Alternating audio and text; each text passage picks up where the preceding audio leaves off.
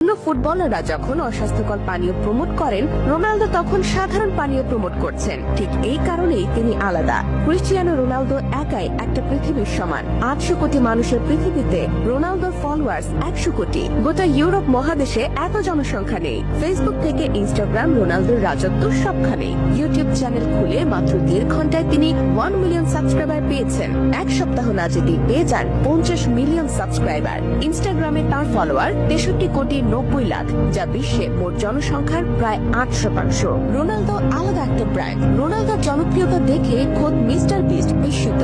রোনালদোর সঙ্গে আলাপকালে mister beast বলেছেন, রোনালদো, তুমি যখন ইউটিউব চ্যানেল ওপেন করলে আমি ভেবেছিলাম প্রথম মাসে 20 থেকে 30 মিলিয়ন সাবস্ক্রাইবার হবে, কিন্তু না, তুমি আমাকে অবাক করে দিয়েছো।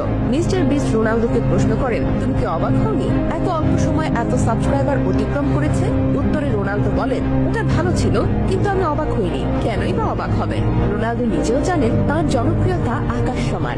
একবার মাত্র 4 সেকেন্ডে তিনি কোকা-কোলাকে হাজার হাজার কোটি টাকার ক্ষতির মুখে ফেলেছিলেন। রোনালদো শুধু কোকা-কোলার বোতল সরিয়ে সাধারণ পানির বোতল টেবিলের উপর রেখেছিলেন, আর মাত্র আধা ঘন্টার মধ্যে কোকা-কোলার ব্র্যান্ড মূল্য $400 কোটি কমে যায়। রোনালদোকে বলা হয় আইডলদের আইডল। ভিনিয়াস জুনিয়র রদ্রিগোরা রোনালদোর মতো করে গোল উদযাপন করে। এমনকি মেসির দেশের তরুণ ফুটবলার গার্নাচো রোনালদোর অন্ধভক্ত।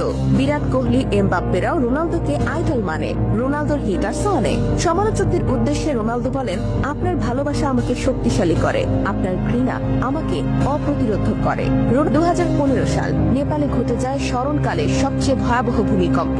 রোনালদোর কানে সেই খবর পৌঁছে যায়। খবর পাওয়া যায়, সাথে সাথে তিনি দান করেন $79 লাখ। বাংলাদেশি মুদ্রায় যা প্রায় 63 কোটি টাকার সমান। প্রলয়ঙ্করী করে সেই ভূমিকম্পে নেপালের 8,000-এরও বেশি মানুষ প্রাণ হারিয়েছিল। তুরস্ক ভূমিকম্পেও তিনি ক্ষতিগ্রস্তদের পাশে দাঁড়িয়ে প্রশংসিত হয়েছিলেন। এই ভূমিকম্পে রোনালদোর খুদে ভক্ত 10 বছরের শিশু নাবিল সাইদ সর্বস্ব হারিয়েছিল।